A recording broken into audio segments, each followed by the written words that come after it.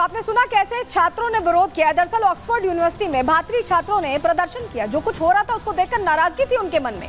भारत विरोधियों को निमंत्रण देने पर छात्रों में आक्रोश था, गुस्सा था और गुस्से का प्रदर्शन विरोध के जरिए किया गया। बैनर पोस्टर लेकर यहां भारतीय छात्र पहुंचे और उन्होंने विरोध जताया। छात्रों ने कश्मीरी पंडितों के नरसंहार का मुद्दा भी उठाया कि ऐसे लोगों को बुलाना जिन पर कश्मीरियों के एक तरह से नरसंहार का आरोप है, और बात किस पर कर रहे हैं, कश्मीर पर कर रहे हैं, क्या ये जायज है?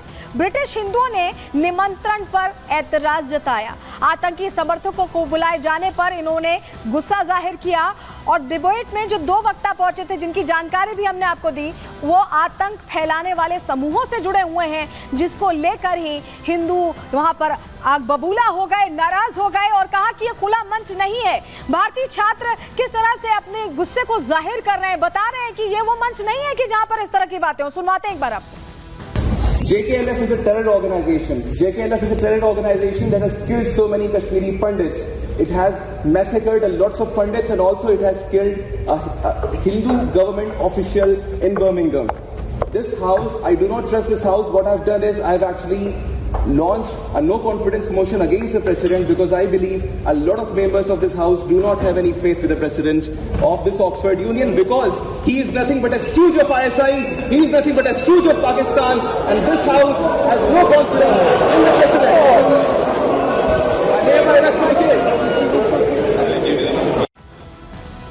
तो सुना आपने कैसे भारतीय छात्र ने खुलकर आईना दिखा दिया ऑक्सफोर्ड यूनिवर्सिटी को, जिन्होंने ये आयोजन किया था उनको, और इसको लेकर पूर्व नायक हमने दीपक वोरा से भी बात की है। उन्होंने बताया कि कैसे इस तरह की चीजें वहां प्रमोट की जा रही है, भारत को डिफेम करने की कोशिश हो रही है। सुनिए जरा।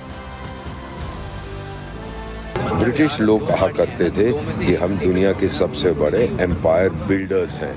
हम भारतवासी दुनिया के सबसे बड़े एम्पायर बस्टर्स थे।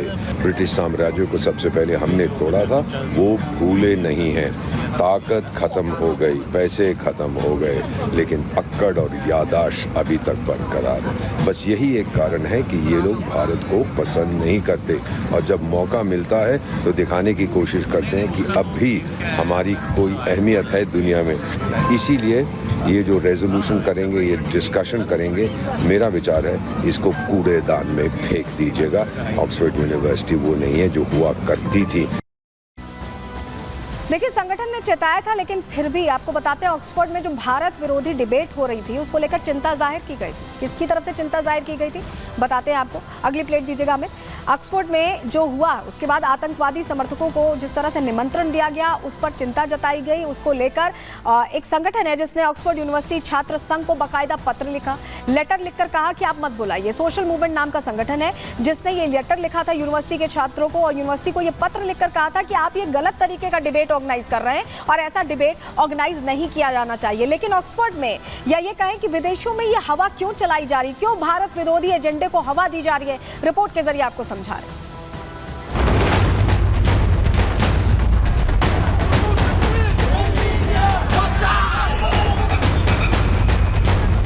पहले बांग्लादेश,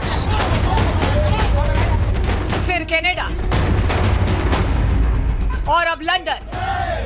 दुनिया में भारत को बदनाम करने की साजिश रची जा रही है। इस बार लंदन की ऑक्सफोर्ड यूनिवर्सिटी में भारत विरोधी एजेंडे को हवा दी गई। एजेंडा ऐसा वैसा नहीं, बल्कि कश्मीर को लेकर जो भारत का अभिन्न हिस्सा है, वहां भारत विरोधियों को डिबेट में शामिल किया गया, जो कश्मीर को अभिन्न हिस्सा नहीं मानते या यूं कहें कि आतंक समर्थक हैं। ऑक्सफोर्ड की भारत विरोधी डिबेट से वहां के भारतीय छात्र आग बबूला हो गए। छात्रों का गुस्सा 7वें आसमान पर पहुंच गया और आतंक समर्थकों के खिलाफ मोर्चा खोल दिया। भारी संख्या में छात्र ऑक्सफोर्ड यूनिवर्सिटी में जमा हो गए और जमकर नारेबाजी की। इस दौरान भारतीय छात्रों के हाथ में बैनर पोस्टर भी दिखाई दिए। भारत माता की जय, भारत माता की जय, वंदे मातरम, वंदे मातरम। भारतीय छात्रों ने जिस बहादुरी से पाकिस्तान और आईएसआई परस्त स्पीकर्स को भारत के खिलाफ षड्यंत्र रचने से रोका, वो वाकई काबिले तारीफ है। पाकिस्तान को भी अब समझ आ गया होगा कि वो कितने भी षड्यंत्र कर ले, लेकिन भारत का एक एक नौजवान उसकी हवा निकालने के लिए काफी है। लंदन हो या फिर अंतर्राष्ट्रीय मंच, पाकिस्तान लगातार इन मंचों को गलत इस्तेमाल करने में जुटा है। संयुक्त राष्ट्र शांति सैनिकों के योगदान पर चर्चा के दौरान पाकिस्तान ने कश्मीर का जिक्र किया। इस पर बीजेपी सांसद और राष्ट्रीय प्रवक्ता सुधांशु त्रिवेदी ने यूएन में पाकिस्तान को लताड़ लगाई। उन्होंने कहा कि पाकिस्तान प्रतिष्ठित संस्था को एजेंडे से भटकाने का प्रयास कर रहा है। We would like to state that the Union and Territory of Jammu and Kashmir was, is and will remain the integral part of India. Pakistan must desist from such rhetoric and falsehood because it will not alter the facts. Out of respect for august members of this forum, India will refrain from responding any further attempts by Pakistan to abuse the UN procedures. ये पहली बार नहीं है जब भारत विरोधी ताकतों को दुनिया में बढ़ावा दिया गया हो।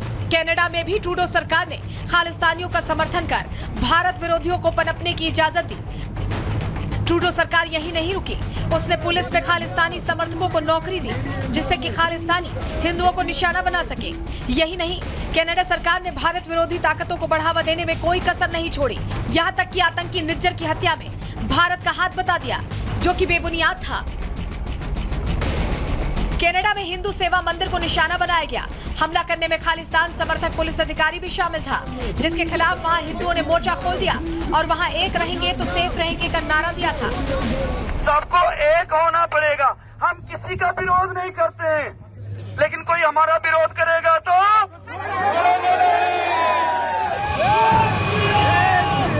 ये पहली बार नहीं था जब कनाडा में हिंदू मंदिर और हिंदुओं को निशाना बनाया गया हो। वहां हिंदुओं पर कई बार हमले हुए हैं। मतलब भारत विरोधियों को मजबूत होने का मौका दिया गया और भारत को कमजोर करने की साजिश कई बार रची गई। ऐसा ही कुछ बांग्लादेश में देखने को मिला। वहां हिंदुओं के घरों को निशाना बनाया गया। भारत विरोधी कट्टरपंथियों को बढ़ावा देने के लिए हिंदुओं की हत्या करवाई गई। बांग्लादेश में हिंदुओं पर हो रहे अत्याचार की हदें पार कर दी गई, लेकिन जमात की गोद में बैठी यूनिस सरकार को हिंदुओं का दुख दर्द और आंसू दिखाई नहीं देता। तभी तो कोई भी आता है और हिंदुओं को धमका कर चला जाता है, मारपीट करके चला जाता है। लेकिन अब बांग्लादेश का हिंदू भी शांत नहीं है, बांग्लादेश के पुजारी भी शांत नहीं है और बांग्लादेश में सनातन को मानने वाला बच्चा भी अब जुल्म के खिलाफ आवाज उठाने को तैयार है। Bureau report, Republic Bharat.